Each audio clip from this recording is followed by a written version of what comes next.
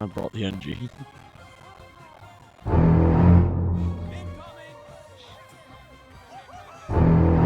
Uh-oh. Wait a minute. Uh-oh. Oh.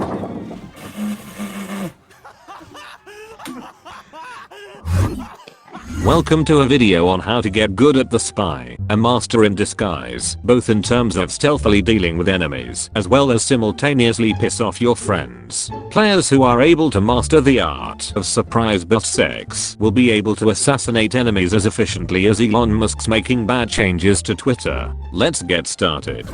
The spy is one of the 3 support classes in the game and are a part of the 4-way tier shared with the engineer, sniper, and scout in having the lowest amount of health of any class at only 125, which can be boosted up to 185 with maximum overhealth. The spy, however, does move fairly quickly at 321 hammer units per second, which for how he functions can prove to be useful in the feat of combat, especially when it comes to sneaking around and using disguise. Before we discuss his primary method of killing, let's first take a look at his secondary weapon, being of a revolver. This revolver is mainly useful as a last-ditch effort, finding a sniper with a razorback, or if you feel like not using your knife. The revolver fires at 2 rounds per second and has 6 ammo per clip with up to 24 in reserve, before needing to take a speedy 1.13 second reload. Each shot fired can deal 40 damage per hit, but if you are close enough, this can scale up to a maximum of 60 damage per hit, but like most weapons, the damage drops down harshly at range, with it going down to 21 damage per hit. Like stated earlier, this should only be used as a last result should you ever cock up with a knife and accidentally face stab some poor unfortunate shit who was trying to figure out why they can't call for a fucking medic because Valve decided that basic communication features deserve to go behind a fucking paywall. Now, obviously, the star attraction of the spy's kit, as most spy mains themselves would agree with, is the glorious butterfly knife. This dinky ass pocket knife doesn't seem so threatening at first, unless you happen to be on the receiving end of a spy main who knows exactly what he's fucking doing. The knife swings once every 0.8 seconds, and excluding the scout's bat, does the lowest amount of damage for a melee weapon, at only 40 damage per swing. That is, if you are trying to slash them from the front, like some 12-year-old treating Fortnite as their fucking full-time job, whilst refusing to do their homework for the 24th time. It's once we get behind our enemies, however, that we reveal the true power of the knife. If you are able to get access to an enemy's back, the spy will raise the knife into position, and as long as they are not invincible, or a sniper wearing a razorback, any attack you perform will be a backstab.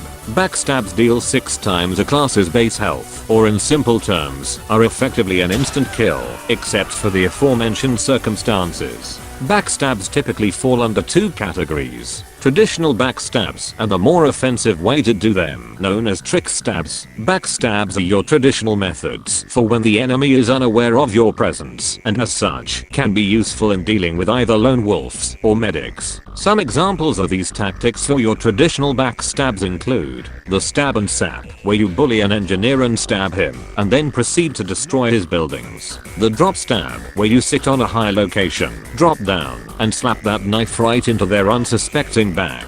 And the quick stab, which relies on an enemy being tricked by your disguise. Simply put, wait until you cross paths with an unsuspecting enemy, and then, when they least expect it, flick your aim to face their back, stab that motherfucker right in the back, and then run.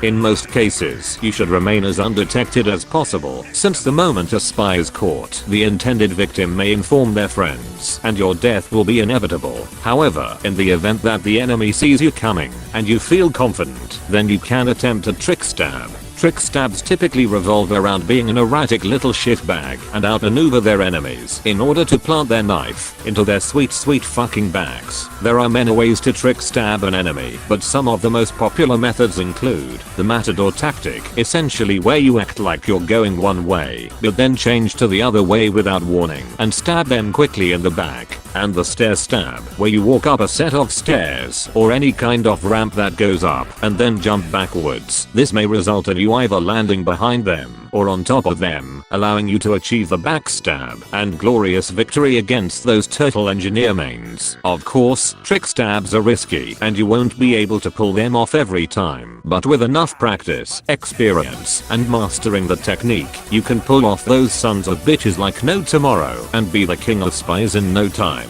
If the victim you've backstabbed just so happens to be this hard hat wearing chap right here, then you now have a free window of opportunity to destroy his buildings using a special tool known as the Sapper. Sappers immediately shut down a building's functionality and gradually damage them over time. They are also the only weapon that does not break your disguise when used. Upgraded buildings take slightly longer than non-upgraded ones, but they achieve the same thing.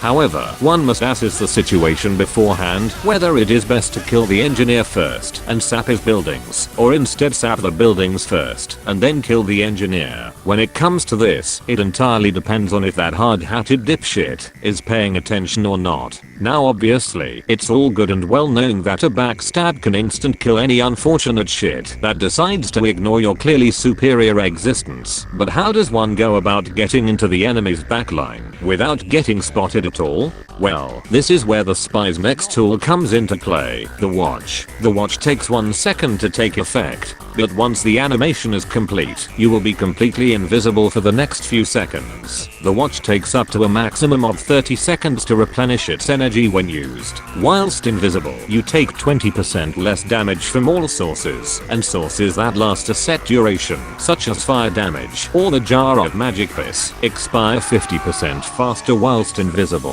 However, the sources over time will be your greatest enemy, since they essentially reveal your location and make it very easy for enemies to spot you and kill you. Whilst invisible, you cannot attack or use weapons, but you can still use your disguise kit, which will be useful in combination with the invisibility, since you can allow yourself to blend in. However, one should be careful, as whilst people may not see you, they can still bump into you, causing your invisibility cloak to flicker and show your location. This brief window of exposure, like that one time Logan Paul did a half-assed attempt at cryptocurrency, can be enough to completely and utterly fuck you up if you happen to bump into the wrong person, especially if it happens to be a pyro who is skilled in the arts of W+M1. Coming out of your invisibility takes much longer at 2 seconds and also makes a very distinctive noise.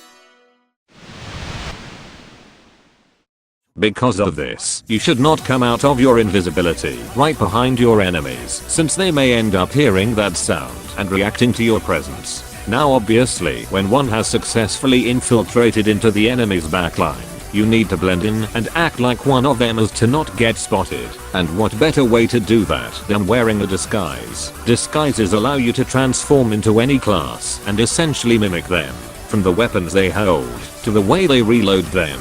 Hell, if you're someone like Heavy, you even slow down to match his movement speed, allowing you to blend in almost flawlessly unless you disguise as a scout, in which you will be spotted immediately, since spies cannot replicate a scout's movement speed. Disguises also allow you access to the enemy teleporters and dispensers, which you can use to your advantage by not only refilling your invisibility and ammunition, but also looking like you're helping out as a teammate. However, one should still be careful, both when equipping a disguise and who they're disguising as, since if you disguise as the enemy's Heavy and walk right in front of the real Heavy, they will instantly know that you're a fake and a fraud. So be sure to always keep tabs on which enemies are where, and you can easily fake amongst them. One last thing to keep in mind is that using any kind of attack, excluding the Sapper, immediately breaks the disguise, so ensure that you always have a backup plan ready, just in case if shit goes south. In terms of strengths, the spy excels at indirect combat and can very easily get into the enemy's backline. His ability to instantly assassinate enemies with a single attack can allow him to easily change the tide of the battle, and even if the attack is unsuccessful, the mere presence of a spy can force the enemy team to dedicate resources into finding him, which may hinder their general performance. However, spies are rather fragile, having only 125 health, meaning that any mistake you make